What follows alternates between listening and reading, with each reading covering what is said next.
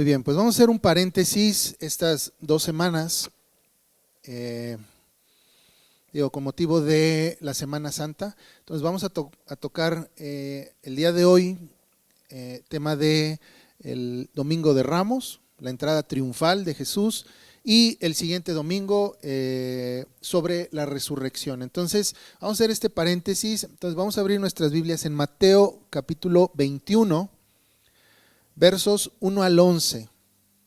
Mateo 21, versículos 1 al 11.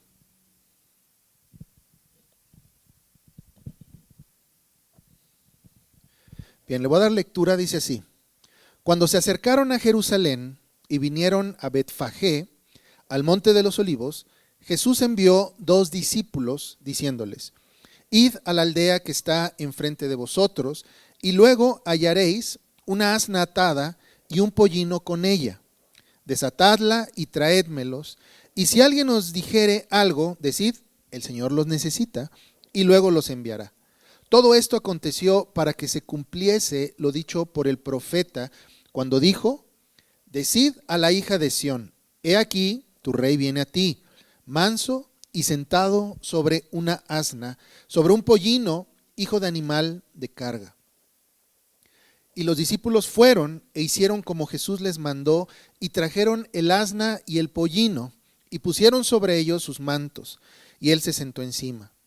Y la multitud, que era muy numerosa, tendía sus mantos en el camino, y otros cortaban ramas de los árboles y las tendían en el camino, y la gente que iba delante y la que iba detrás aclamaba, diciendo: Hosana al Hijo de David, bendito el que viene en el nombre del Señor, Hosana en las alturas. Cuando entró él en Jerusalén, toda la ciudad se conmovió diciendo: ¿quién es este? Y la gente decía: es Jesús, el profeta de Nazaret de Galilea. Bien, vamos a orar. Bendito Dios, te damos muchas gracias por el permitirnos venir este día, abrir tu palabra y a ser confrontados, a ser animados también, Señor, por medio de ella. Te pedimos, Señor, que nos ayudes en esta hora a poder comprender, a poder guardar y atesorar estas palabras, Señor, y ponerlas por obra en nuestra vida, Señor, que podamos vivir en términos de lo que tú hablas a través de ellas, Señor. Gracias, Padre, por el privilegio, Señor, de poder estudiarla, de poder meditar en ella y encontrar aplicaciones a nuestro diario vivir. En el nombre de Jesús te damos gracias. Amén. Muy bien, pues la entrada triunfal es uno de los eventos que son mencionados en los 4 evangelios. Y esto de entrada ya nos debe de dar una pista de que es un tema importante y es un tema que necesitamos darle mucha importancia, sobre todo porque es lo que sucede, qué es lo que está pasando. Ahora, la entrada triunfal marca el inicio de lo que nosotros conocemos como la Semana Santa, pero también marcó el inicio de lo que conocemos como la pasión de Jesucristo. Él ya había recorrido para este punto varios lugares, haciendo milagros, alimentando gente. Lo hemos estado viendo en lo que estudiamos en Lucas. Vemos cómo él ya había hecho muchas señales, él ya había dado ciertos beneficios a través de estos milagros a las comunidades que él visitaba. ¿Sí? Él también iba proclamando el evangelio del reino. No solamente era, pues hago milagros, hago señales, sino también voy anunciando un reino, un gobierno que se acerca. Entonces, a partir de este momento, la entrada triunfal es que el camino hacia la cruz comienza. ¿Sí? La entrada triunfal es importante porque también, de alguna manera, representa el cumplimiento de las profecías acerca del Mesías. Los versos 1 al 5 dicen esto: Cuando se acercaron a Jerusalén y vinieron a Betfagé, al monte de los olivos, Jesús envió 2 de sus discípulos, diciéndoles: id a la aldea que está enfrente de vosotros, y luego hallaréis una asna atada y un pollino. Desatadla y traédmelos. Y si alguien os dijere algo, decid, el Señor los necesita y luego los enviará. Todo esto aconteció para que se cumpliese lo dicho por el profeta, cuando dijo, decid a la hija de Sión, he aquí tu rey viene a ti, manso y sentado sobre una asna, sobre un pollino, hijo de animal de carga. Ahora, ¿qué es lo que nos narra Mateo en esta porción? Dice que cuando se acercaron a Jerusalén, se detuvieron para hacer algunos preparativos. Justamente el lugar que menciona es el Monte de los Olivos. Jesús envió a 2 de sus discípulos para que fueran a la aldea que estaba cercana a ellos, la aldea que tenían enfrente, y trajeran un asna y a un pollino. Ambos estaban atados. Ahora, posiblemente haya surgido la idea de que Jesús estaba mandando a sus discípulos a tomar algo que no les pertenecía, ¿sí? ¿Cómo puede ser, verdad, que Jesús esté mandando a sus discípulos a tomar algo que no es propiedad, por así decirlo, de ellos o de Jesús? Pero hay algunos aspectos muy interesantes sobre este dato específico. No podemos olvidar que Jesús tiene control, gobierno sobre cada aspecto de la historia. Entonces, nada de lo que sucede aquí en esto que nos narra Mateo es casualidad. Incluso el pedir el pollino sobre el cual montaría es un aspecto que no escapó de su soberanía. Jesús, por ejemplo, sabía a dónde enviar a sus discípulos. Sabía de antemano que en esa aldea había un asna y un pollino. Y los envía directamente a ese lugar, ¿sí? Entonces, no solamente él sabía que en ese lugar había el asna y el pollino, sino también podemos nosotros asumir que Jesús sabía a quién se lo iba a pedir, ¿sí? Jesús les da la indicación de que si alguien llegaba a cuestionarles, como lo que sería pues natural, ¿verdad? ¿Qué haces ahí? O sea, ¿por qué te los quieres llevar? ¿Sí? Él les dijo, ustedes contesten, el Señor los necesita. Y también surgirá otra pregunta, o sea, ¿cómo? ¿Solamente eso? O sea, tú puedes ir y tomar algo y decir, bueno, el Señor lo necesita y te deben de dejar en paz. No. Ahora, la palabra que ocupa aquí Jesús para decir o para dar esta indicación, ustedes vayan y digan, el Señor los necesita. La palabra Señor aquí en esta frase es la palabra Kyrios, que significa amo, dueño, o incluso una de las traducciones es soberano.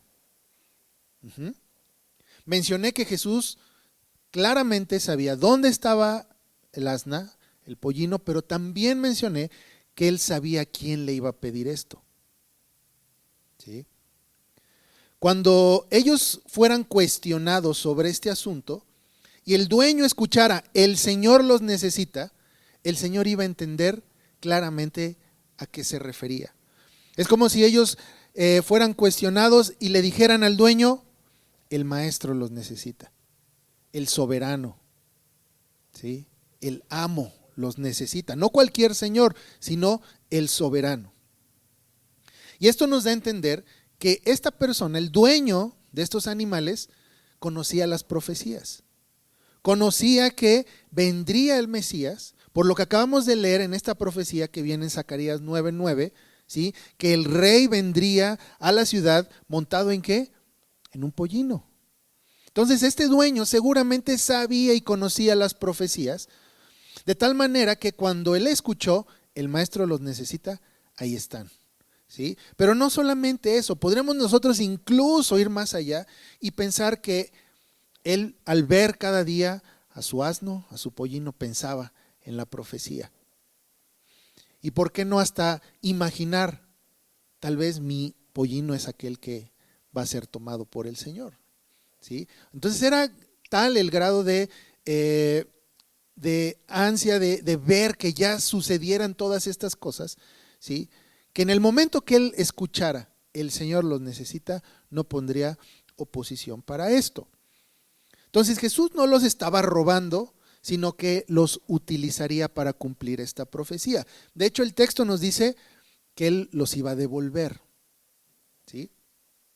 Ahora, otro aspecto que muchas veces pasamos por alto es que Jesús en este acto, Él está cumpliendo un aspecto, aunque el más pequeño, el más importante de la ley.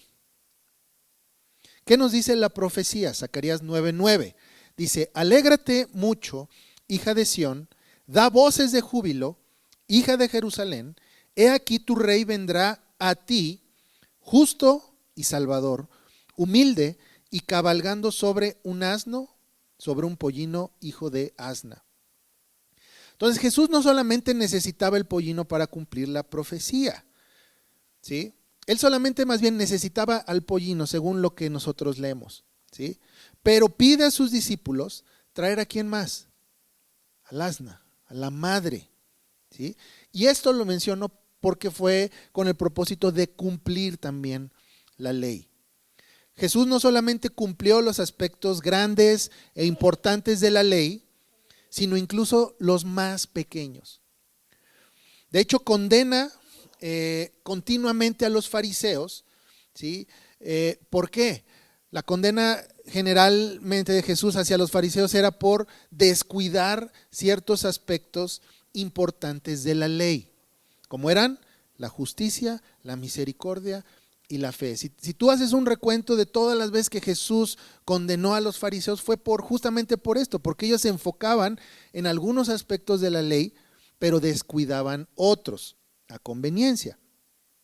Entonces Jesús cumplió con cada aspecto de la misma, y este caso nos muestra que no fue la excepción. ¿A qué ley me refiero? Deuteronomio 22, verso 6, dice así: cuando encuentres por el camino algún nido de ave en cualquier árbol o sobre la tierra, con pollos o huevos, y la madre echada sobre los pollos o sobre los huevos, no tomarás la madre con los hijos. Ahora, en la ley de Dios existen las leyes de caso. Esta es una ley de caso. ¿Qué es una ley de caso? Una ley de caso son aplicaciones específicas de una ley general. La ley general podemos hablar de los 10 mandamientos. Entonces, las leyes de caso son aplicaciones específicas de estas leyes generales, ¿sí? Y no solamente eso, sino que también estas leyes de caso ilustran casos específicos, pero con principios universales, ¿sí? Entonces, tenemos la ley general, que son los 10 mandamientos, de los cuales fluyen casos específicos, que son las leyes de caso. Pero cada ley de caso tiene un principio detrás, ¿sí? Entonces, por ejemplo, esta ley en Deuteronomio 22 fluye de una ley general, que es el 5.º mandamiento: honra a tu padre y a tu madre, ¿sí? Entonces, cada ley tiene dos aspectos: un aspecto positivo y un aspecto negativo. El aspecto negativo de la ley nos muestra los no, o sea, lo que tú no debes hacer, ¿sí? Los límites. Y el aspecto positivo nos muestra lo sí, o sea, lo que sí tienes que hacer. Entonces, cada ley tiene estos dos aspectos. No solamente tiene uno, sino siempre tienen ambos aspectos: los límites que está imponiéndote, pero también los deberes que tú tienes que llevar a cabo, ¿sí? Entonces, la condena de Jesús hacia los fariseos fue justamente porque ellos se ocupaban en los no. No hagas esto, no hagas nada en el día de reposo, porque están haciendo esto, porque ayunan. O sea, siempre era el por qué no, no, no. Pero se olvidaban del aspecto positivo, o sea, los sí. Ellos, por ejemplo, diezmaban, pero dice que diezmaban las cosas mínimas: la menta, el eneldo, el comino. Eran muy minuciosos en diezmar esto, ¿sí? Para que la gente viera y dijera: mira, o sea, imagínate, si está diezmando el comino, ¿quién no estará diezmando, verdad?, al templo. Pero Jesús dice: ajá, están diezmando estas cosas pequeñas, pero no ayudan a sus padres. ¿Sí te fijas? Entonces, se ocupaban de un lado, pero no del lado positivo. Ahora, esta ley que en Deuteronomio 22, vemos ambos lados de la moneda, tanto el aspecto positivo como el negativo. La ley nos manda a que si en el camino tú te topas con un nido de ave, ya sea en un árbol o en el piso, y este nido tiene pollos, huevos, y sobre los huevos está una madre, ¿sí? Dice, solamente toma los pollos, ¿sí? Deja la madre, deja los huevos, ¿sí? Y la promesa es para que te vaya bien y prolongues tus días. Si notas que la bendición por cumplir este mandamiento es el mismo que por honrar a los padres, ¿sí? Entonces el aspecto negativo de esta ley de caso es la prohibición de tomar a la madre con los hijos, porque en esto rompemos el vínculo de madre e hijos, o sea, la madre y sus huevos, y frustramos de alguna manera el orden creacional y la fuente de vida. Si no se observa este principio, ¿sí?, es un llamado al suicidio como comunidad o como sociedad, porque cortas toda la fuente de vida. O sea, todo este intento de menospreciar a los padres, ¿sí?, de alienar o separar a los padres de los hijos, es una manera de suicidio. Estamos violando este principio de mantener el vínculo entre los padres y los hijos, ¿sí? Si la vida de una madre, ave, merece protección, ¿cuánto más la vida de una persona? ¿Verdad? Entonces, ¿qué nos está diciendo este aspecto negativo? ¿Sí? Es que no podemos romper este vínculo que hay entre la madre y sus hijos. Es un ejemplo muy sencillo, pero nos muestra un principio detrás, ¿sí? Ahora, incluso nosotros podemos leer en las leyes de caso que hay leyes sobre la guerra.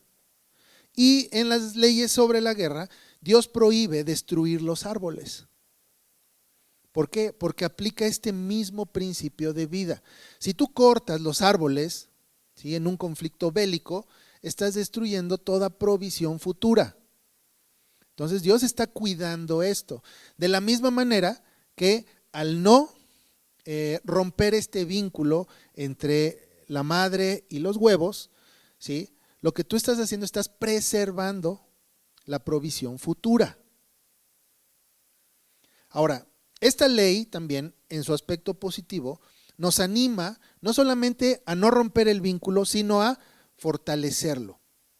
Esta ley estaba diseñada para mostrar respeto hacia la maternidad y hacia la relación entre padres e hijos, así también como para enfatizar, ¿sí?, el valor sagrado de la vida. Ahora, si ligamos esta ley a nuestro pasaje en Mateo 21, Jesús está cumpliendo con esta ley. Está cuidando el vínculo que tiene el asna y su pollino, ¿sí? Y recuerda que lo que nos menciona en los evangelios es que ambos estaban amarrados juntos. Entonces esto nos da a entender también que había un vínculo todavía necesario entre el pollino y la asna, ¿sí? Esto nos habla de que ese vínculo todavía era necesario. Es por eso que en verso 7 dice, y trajeron al asna y el pollino y pusieron sobre ellos sus mantos y él se sentó encima. Entonces los mantos fueron encima de ambos. Ambos iban juntos. Estaba cuidando este principio el Señor. Entonces imagínate un pollino, que todavía necesita de ese vínculo de su madre, siendo apartado de ella y llevándolo a una ciudad, porque aparte dice que él nunca había sido montado. Llevarlo a una ciudad donde había una multitud y toda la multitud gritando, ¿sí?, sería complicado, ¿verdad? Entonces es por eso que lleva a ambos. En este aspecto se cumple esta ley. Entonces Jesús cuida esto pidiendo que ambos sean traídos a él. Ahora, volviendo a la profecía, Jesús menciona en Zacarías 9:9, dice, alégrate mucho, hija de Sión, da voces de júbilos, hija de Jerusalén, he aquí tu rey vendrá a ti, justo y salvador, humilde y cabalgando sobre un asno sobre un pollino hijo de asna. Entonces, solamente este pasaje nos habla de la naturaleza de la entrada triunfal en Jerusalén. Jesús entrando como rey. Es lo que anuncia la profecía. Alégrate, Jerusalén, porque viene tu rey a ti. ¿Sí? Jesús, en calidad de rey, entra a Jerusalén para tomar posesión. Ahora es importante el hecho de que Jesús entrara encima de un pollino. ¿Por qué? Porque esto marcaría la naturaleza del reino de Dios. Ahora, todos los emperadores, los reyes, cuando llegaban a tomar una ciudad, ellos hacían una entrada triunfal también, pero la entrada triunfal era sobre caballos. Y esto es importante, porque dentro de la tipología bíblica, los caballos representan ejércitos y fuerza, coerción. Pero que Jesús entrara en un pollino no solamente habría causado extrañeza en la mente de los judíos, porque ellos esperaban a un rey con apariencia como los demás, ¿verdad? Ellos esperaban un rey que fuera incluso más poderoso que César en apariencia, ¿sí? Pero lo que vieron que fue un hombre humilde, manso, sentado sobre un asno. Ahora mencioné que en esto vemos la naturaleza del reino de Cristo, porque el reino del Señor no sería un reino basado en la fuerza, en la coerción. Por ejemplo, la fe cristiana no es una fe, o el evangelismo cristiano no se practica a través de la fuerza, a través de la coerción, como podría ser, por ejemplo, el tipo de leyes, por ejemplo, de los musulmanes, tal vez, ¿sí? Que son aplicaciones de o te conviertes o mueres, ¿sí? Eso sería un evangelismo por coerción, ¿verdad? Con fuerza. Pero el evangelismo cristiano o el compartir el mensaje del evangelio del reino no se hace por medio de fuerza, coerción, sino es a través de un tratado de paz. ¿Sí? El rey ha tomado posesión y el rey manda a todos sus soldados, ¿a qué? Y con un enviado de paz, un tratado, de paz, donde él dice, el rey ha tomado posesión, ríndete. ¿Sí? Entonces, el reinado de Cristo es un reinado de paz. Eso es lo que representa que él entrara a Jerusalén sobre un pollino. Ahora, antes de continuar, quisiera mencionar que la entrada triunfal marca una división en el ministerio de Jesús. Mencioné al inicio que, este es el inicio del camino hacia la cruz, pero también vemos, al leer este evangelio de Mateo, que antes de esta porción hay un antes y un después, ¿sí? Más bien en esta porción hay un antes y un después. Antes Jesús se encuentra proclamando el mensaje del reino, se encuentra sanando, haciendo milagros, alimentando a la gente. Entonces sus acciones están enfocadas más que nada en la misericordia. Sin embargo, a partir de este pasaje, cuando tú continúas leyendo este evangelio de Mateo, Jesús se enfoca más en la justicia, en juzgar, en evaluar a su novia, ¿sí? Jerusalén. Entonces, él se enfoca en evaluar. Si tú te fijas, inmediatamente después de la entrada triunfal, Jesús evalúa el templo y echa a los ladrones del templo, ¿sí? Jesús emite el juicio sobre la higuera estéril. Entonces vemos cómo cambia radicalmente, ¿sí? Esta narrativa de, voy a hacer misericordia, estoy sanando, y empieza ¿qué? A juzgar, a evaluar. Nos dice versos 8 y 9. Dice, y la multitud, que era muy numerosa, una vez entrando Jesús, dice, tendía sus mantos en el camino y otros cortaban ramas de los árboles y las tendían en el camino. Y la gente que iba delante y la que iba detrás aclamaba diciendo, Hosana al Hijo de David, bendito el que viene en el nombre del Señor, Hosana en las alturas. Ahora, al entrar a Jerusalén, la respuesta del pueblo está cargada también de simbolismo. No es un acto casual de que ellos tuvieran ramas y de que ellos, echaran sus mantos por donde iba pasando Jesús. No, tiene un simbolismo muy cargado. En la Biblia los mantos representan personas, ¿sí? Cuando Jesús se sienta o cabalga sobre los mantos de las personas, esto dice que Jesús está entronizándose sobre ellos, ¿sí? La vestimenta, los mantos específicamente tienen o representan un oficio, representan también autoridad. Por ejemplo, ¿recuerdas cuando alguien ponía un manto sobre una persona? Esto representaba que estaba asumiendo responsabilidad sobre esa persona, o que esa persona estaba bajo la cobertura o el cuidado de aquel que le había dado el manto. ¿Recuerdas también, por ejemplo, cuando Elías es llevado, ¿sí?, y deja su manto con Eliseo en señal de qué? De transferencia de autoridad a él. Pero cuando la gente ponía los mantos más bien en el suelo para que el rey pisara o alguien pisara, significaba que estamos como subordinados o estoy sujetándome a tu autoridad, ¿sí? Y Jesús en este pasaje está recreando la historia de Jehú, cuando este fue ungido rey y destruyó el templo de Baal.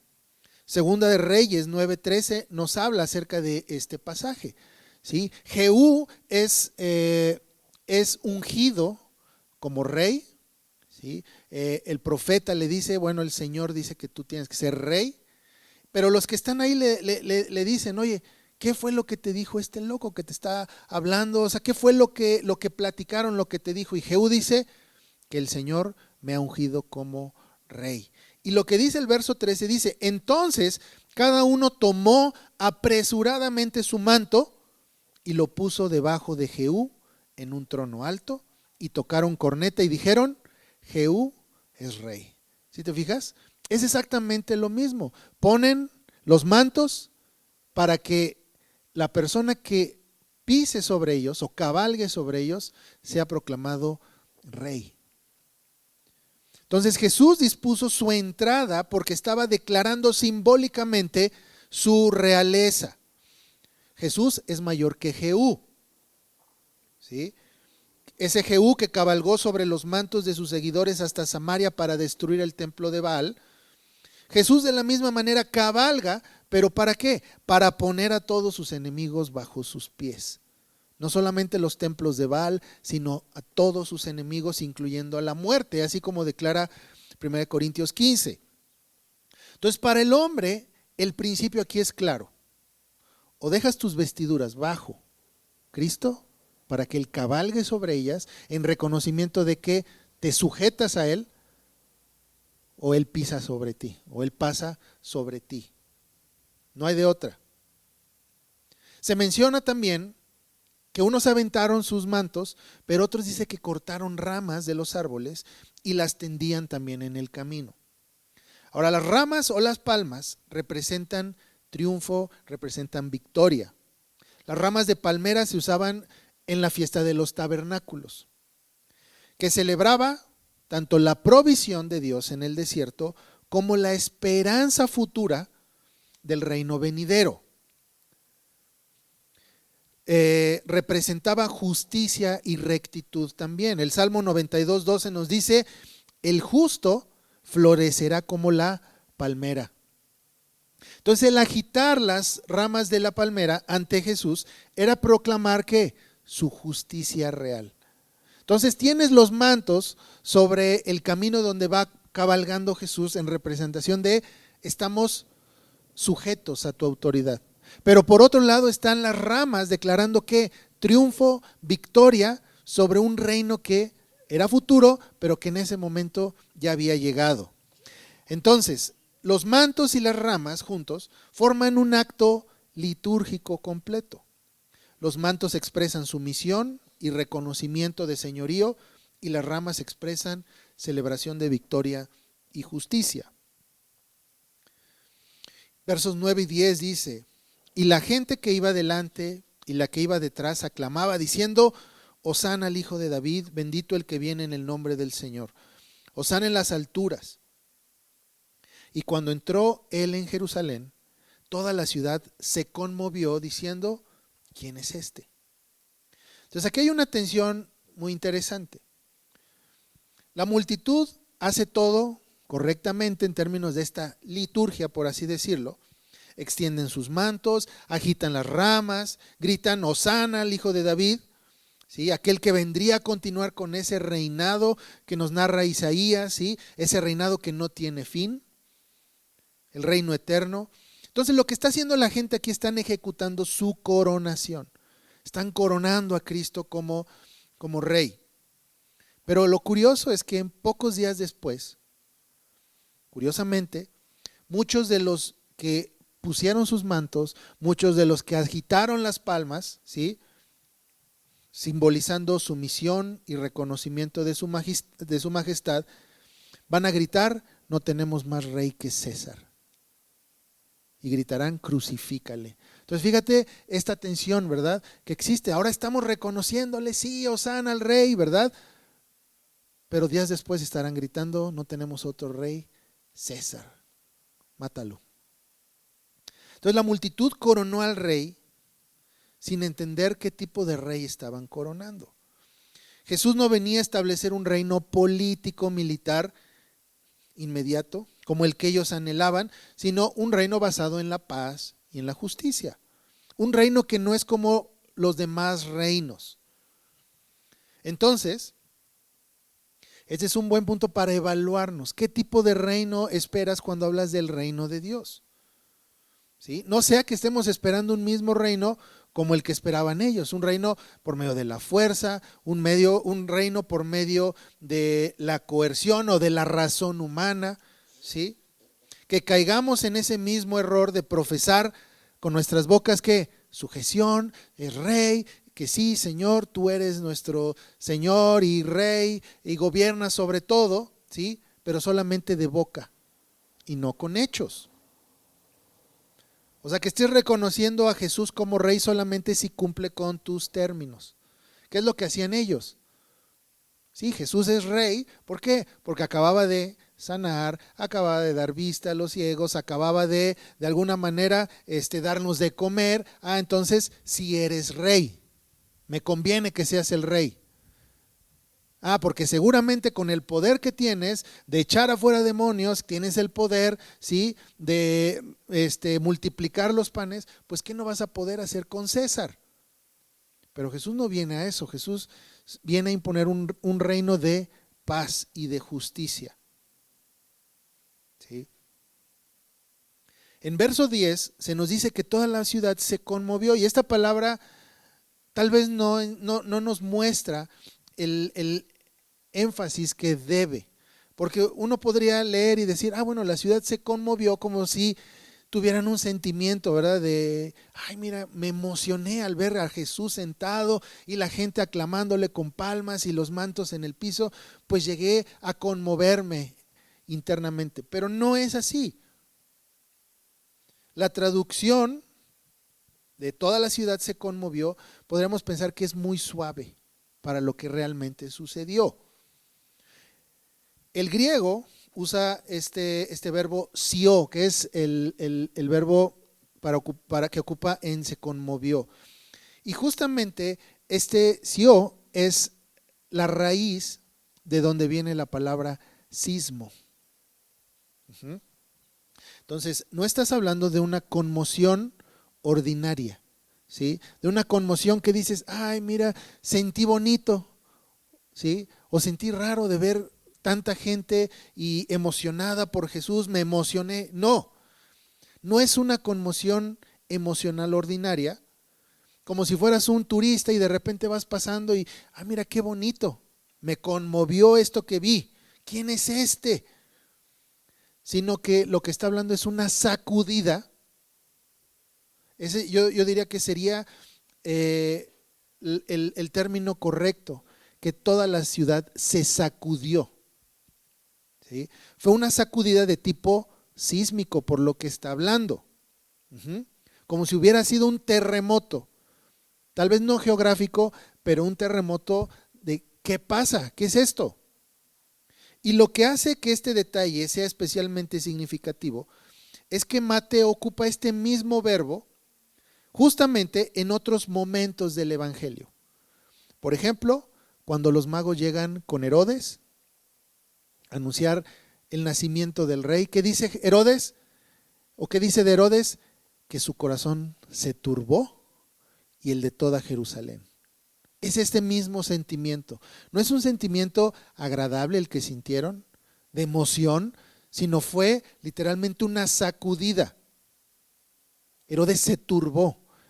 Herodes tuvo terror de lo que escuchó. ¿Sí?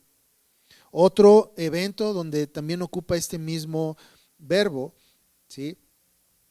Es cuando los soldados quedan como muertos al ver la resurrección de Jesús. ¿Sí? Entonces no es una conmoción cualquiera, sino es una sacudida total lo que sucedió aquí. ¿Sí? Entonces el término original podría traducirse incluso como la ciudad o los hombres se convulsionaron. Una sacudida como por un terremoto o un viento violento. Y es interesante que este término de sacudida no es ajeno a la narrativa bíblica. Muchas veces los juicios de Dios se narran como sacudidas. ¿Sí? Y el propósito de estas sacudidas es dejar en su lugar lo que está bien cimentado y tirar lo que no está. Por ejemplo, cuando sacudes un árbol, lo que queda son tanto las hojas como el fruto que está bien afianzado. Lo que cae es lo que no está bien afianzado. Y esto nos habla también de lo que Jesús mencionó en Mateo, cuando dice que cimentemos la casa sobre la roca, porque vendrán los vientos, o sea, literalmente vendrán las sacudidas, y lo que no esté bien cimentado va a caer. No olvidemos que Jesús está siendo entronizado, pero también Él viene por su novia. Viene a inspeccionar, ¿sí?, el estado de la misma. Basta leer los pasajes continuos para darnos cuenta de esto. Jesús entra a la ciudad y se da cuenta de la realidad en la que está su novia. El templo está lleno de ladrones, ¿verdad? La misma ciudad practica la injusticia. Y no solamente eso, sino que su novia, ¿sí?, está con otro. Entonces el domingo de Ramos es más que una entrada triunfal. Es la llegada del esposo a reclamar a su novia. Por ejemplo, el Salmo 45 lo anticipa. El rey que cabalga en majestad por causa de la verdad y la justicia. ¿Sí? Hacia una ciudad que debería estar lista y preparada ya para recibirlo. ¿Qué es lo que estamos viendo o lo que vemos en Apocalipsis, por ejemplo? ¿Sí? La Nueva Jerusalén. Esa ciudad ya preparada, ya lista para recibir al novio. Esto es lo que debió haber sucedido en este pasaje, pero no está lista. ¿Sí? Jerusalén no está lista. Lo que seguiría en la semana de la pasión, por ejemplo, no es que se haya frustrado el plan que Jesús tenía.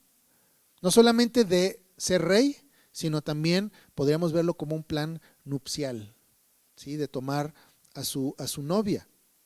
Los amigos del esposo, estos hombres que aventaron sus mantos, estos hombres que sacudieron las ramas, ¿sí?, ya no son amigos del novio, sino ahora son falsos testigos, ¿sí?, y verdugos.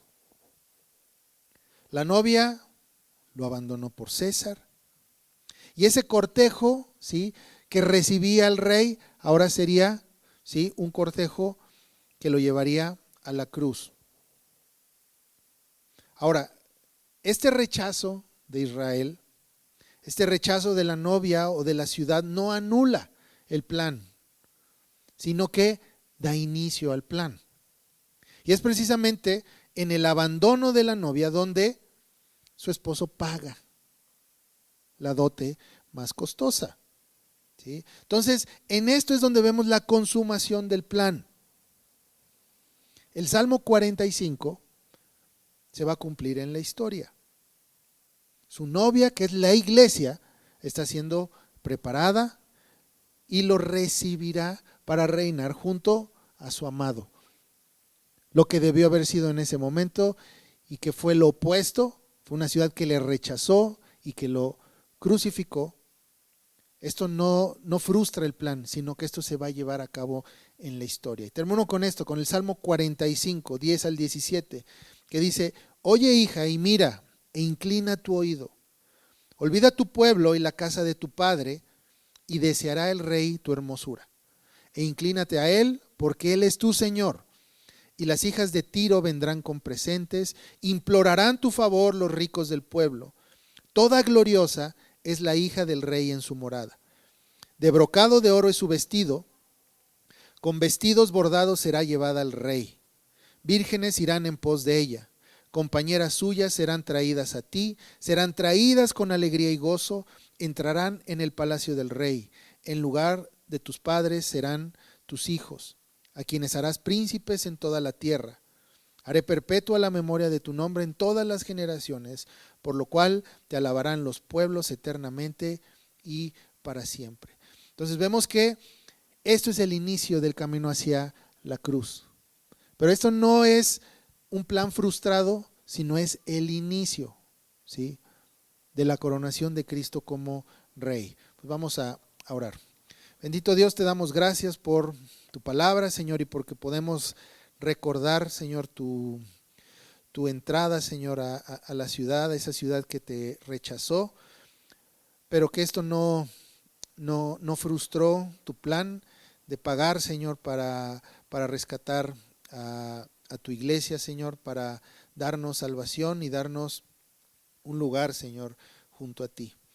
Gracias, Padre, porque podemos ver en esto muchas veces la insensatez del hombre de querer honrarte de labios solamente, pero su corazón apartado, y aprender de esto, de que no podemos hacer esto y no esperar consecuencias. Gracias, Señor, porque nos has traído a ti, porque nos has dado, Señor, de tu Espíritu para poder obedecerte, para poder sujetarnos y echar nuestros mantos frente a ti, Señor, para que tú cabalgues sobre ellos, pues mostrando que nosotros somos siervos tuyos, Señor. Ayúdanos, Señor, a vivir en términos de esta fe y que podamos, Señor, ser siervos fieles en todo lo que tú nos pidas. En el nombre de Jesús oramos. Amén. Muy bien. ¿Alguien tiene alguna pregunta o duda?